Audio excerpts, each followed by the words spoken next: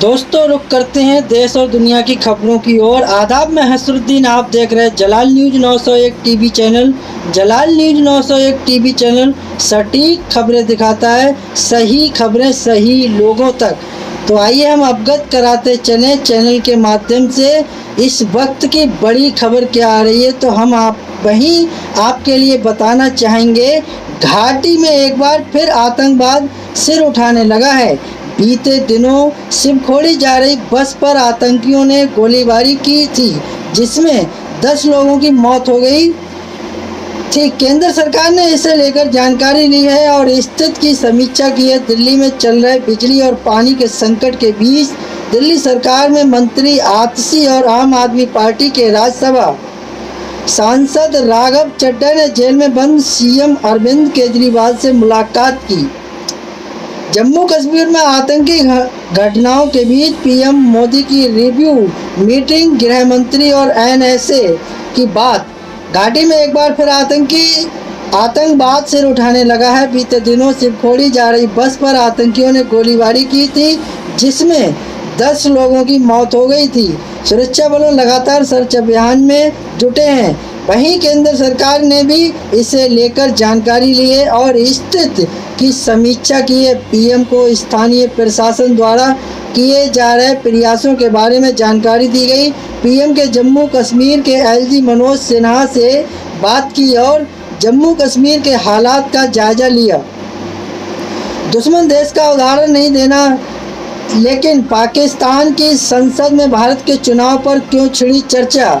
तो आइए हम बात कर लेते हैं। भारत के विपक्षी नेता चुनाव आयोग और इलेक्ट्रॉनिक वोटिंग मशीनों ईवीएम पर सवाल उठाते रहते हैं। हालांकि पाकिस्तानी संसद में एक विपक्षी नेता ने ईवीएम और भारतीय चुनावी प्रणाली की सराहना की है। पाकिस्तान के विपक्ष के नेता शिबली फराज ने पाकिस्तान की चुनाव प्रणाली पर सवाल उठाते हुए कहा कि भारत ने इतना बड़ा चुनाव बिना किसी धांधली के करा लिया। जेल में केजरीवाल से मिले आतिशी और राघव चड्ढा। दिल्ली के पानी संकट पर हुई बात। तो क्या बात हुई, हम आपके लिए अवगत कराना चाहेंगे। दिल्ली में चल रहे बिजली और पानी के संकट के बीच दिल्ली सरकार में मंत्री आतिशी और आम आदमी पार्टी के राज्यसभा सांसद राघव चड्ढा ने जेल में बंद सीएम अरविंद केजरीवाल से मुलाकात की है। उन्होंने गुरुवार को इसकी जानकारी दी। उन्होंने बताया कि केजरीवाल और उन्हें जल्द से जल्द समस्याओं का समाधान करने का निर्देश दिया गया है। नागपुर के पास बारूद बनाने वाली फैक्ट्री में जोरदार धमाका। हादसे में 5 लोगों की मौत हो गई। नागपुर सिटी के पास विस्फोट बनाने वाली एक फैक्ट्री में जोरदार धमाका हो गया। इस ब्लास्ट में 5 लोगों की मौत हो गई, जबकि 5 कर्मचारी घायल बताए जा रहे हैं। इनमें से 3 की हालत गंभीर है। ये हादसा नागपुर से करीब 25 किलोमीटर दूर हिगना पुलिस थाना क्षेत्र के धमना गांव में चामुंडी एक्सप्रेसिव प्राइवेट लिमिटेड में हुआ। अजित पवार की पत्नी राज्यसभा के लिए किया नामांकन। सुप्रिया सुले से हारी थी लोकसभा चुनाव में मिली हार के बाद अब महाराष्ट्र के डिप्टी सीएम अजित पवार की पत्नी राज्यसभा से सांसद पहुंचेंगी। एनसीपी सांसद प्रफुल्ल पटेल के इस्तीफे के बाद खाली हुई राज्यसभा की सीट से अब सुनेत्रा पवार सांसद बनेंगी। सुनेत्रा पवार ने राज्यसभा के लिए नामांकन कर दिया है। तो 13 जून की खबरें क्या थी दोस्तों, हम आपके लिए अवगत कराते चलें। 13 जून 2024 की खबरें और समाचार। बुधवार को जब नीतीश चंद्र बाबू नायडू के शपथ ग्रहण में नहीं पहुंचे तो एनडीए की नई नवेली सरकार की सेहत पर चर्चाएं शुरू हो गईं। कुवैत की एक इमारत में बुधवार तड़के लगी भीषण आग में 50 से ज़्यादा लोगों के मरने की खबर है। बताया जा रहा है मृतकों में 40 से अधिक भारत के नागरिक हैं। दिल्ली में जल संकट को लेकर दिल्ली पुलिस की टीम एक्शन में आ गई है और मुनिक नहर पर निगरानी बढ़ा दी है। यहाँ पुलिस की टीमें लगातार गश्त कर रही हैं। बिहार के सीएम नीतीश और चंद्रबाबू नायडू दोनों ही मोदी 3.0 सरकार के किंगमेकर हैं। बुधवार को जब नीतीश चंद्रबाबू नायडू के शपथ ग्रहण में नहीं पहुंचे तो एनडीए की नई नवेली सरकार की सेहत पर चर्चाएं शुरू हो गईं।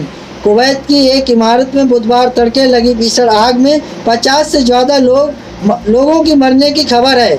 इनमें बड़ी संख्या भारतीयों की है। बताया जा रहा है कि मृतकों में 40 से अधिक भारत के नागरिक हैं।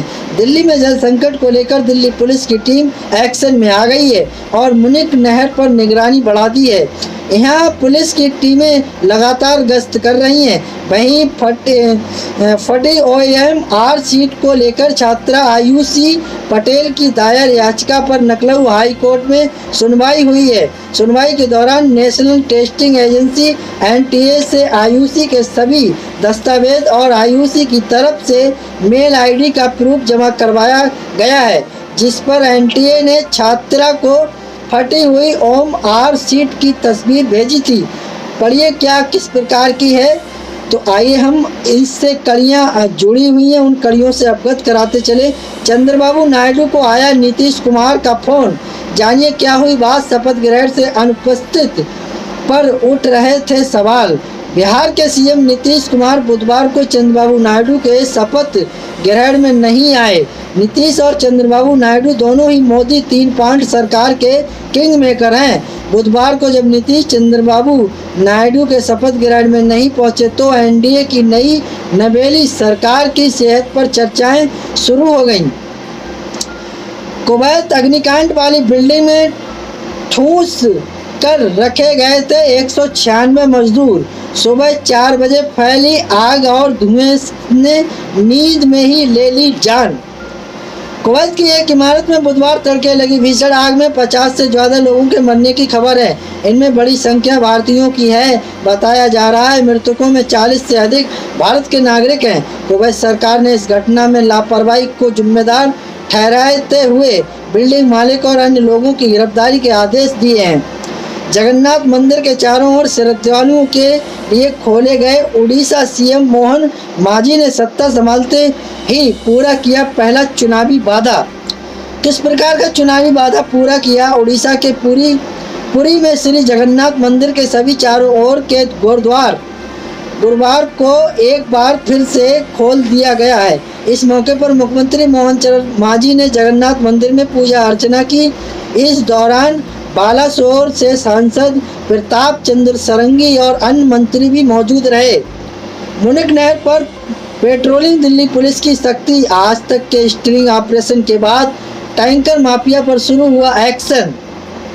आज तक के ऑपरेशन टैंकर माफिया ने शासन से लेकर प्रशासन तक को अलर्ट कर दिया है। भ्रष्टाचार का खेल सामने के बाद माफियाओं पर नकेल कसने के लिए लगातार कदम उठाए जाने के दावे किए जा रहे हैं। इस बीच दिल्ली पुलिस भी एक्शन में आ गई है और मुनिक नहर पर निगरानी बढ़ा दी गई है।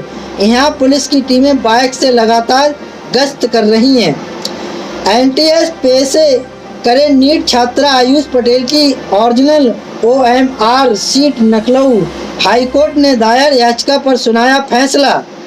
फटी OMR सीट को लेकर छात्रा आयुषी पटेल की दायर याचिका पर लखनऊ हाई कोर्ट में सुनवाई हुई है।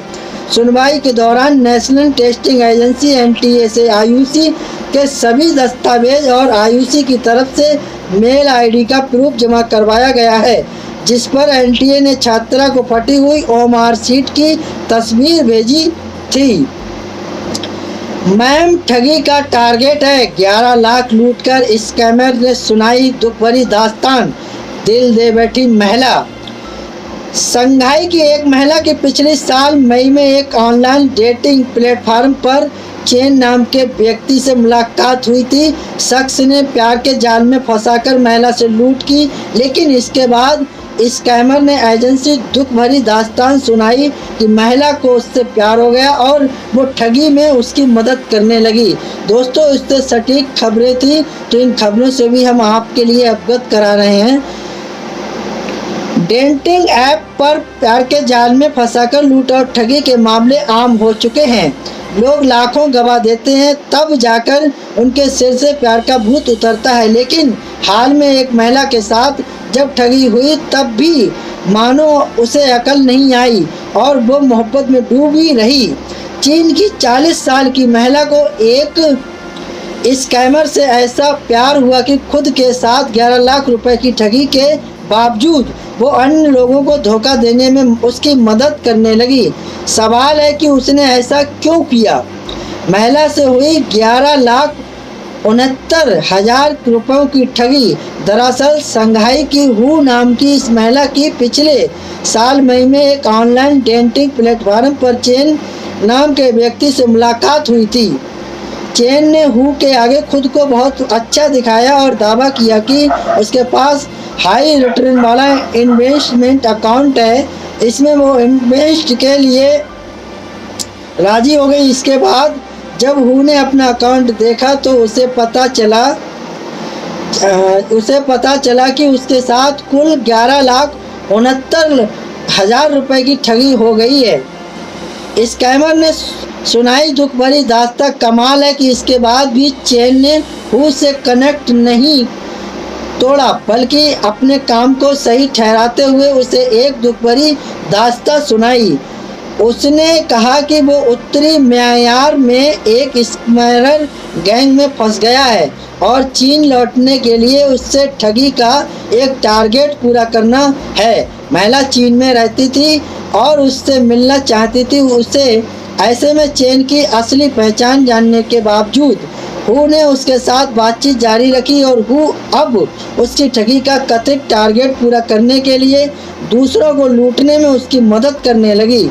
वो ऑनलाइन एक दूसरे को पति पत्नी कहकर बुलाते थे।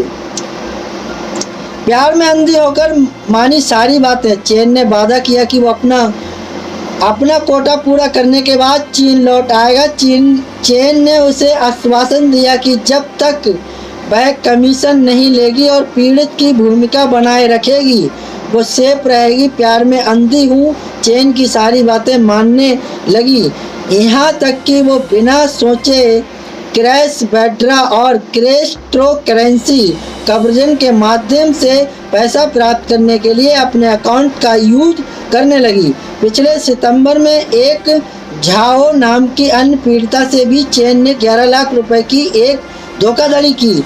ये पैसे पहले सीधे हु के अकाउंट में ट्रांसफ़र हुआ और आगे भेज दिया गया।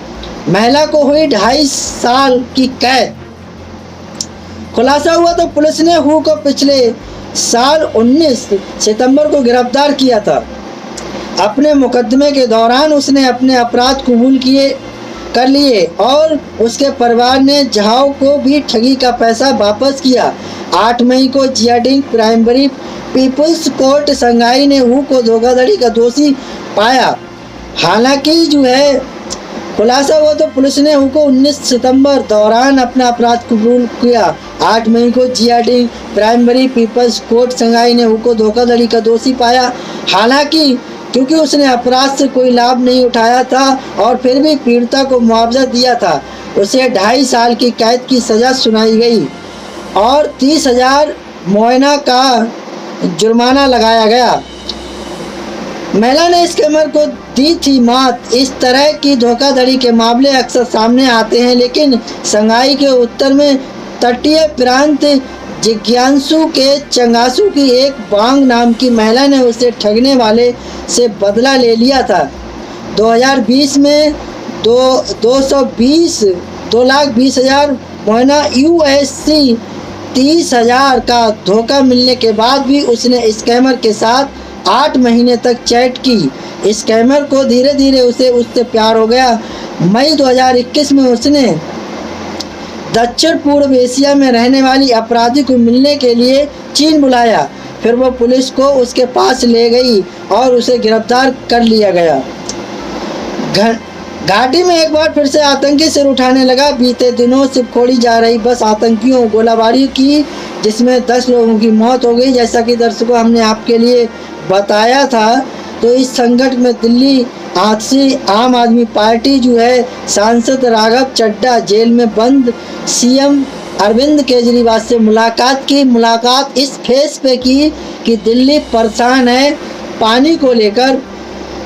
और पानी को लेकर दिल्ली परेशान क्यों है, तो किस लिए है, तो जनता ने अपनी अपनी बातें वहाँ पर रखी हैं।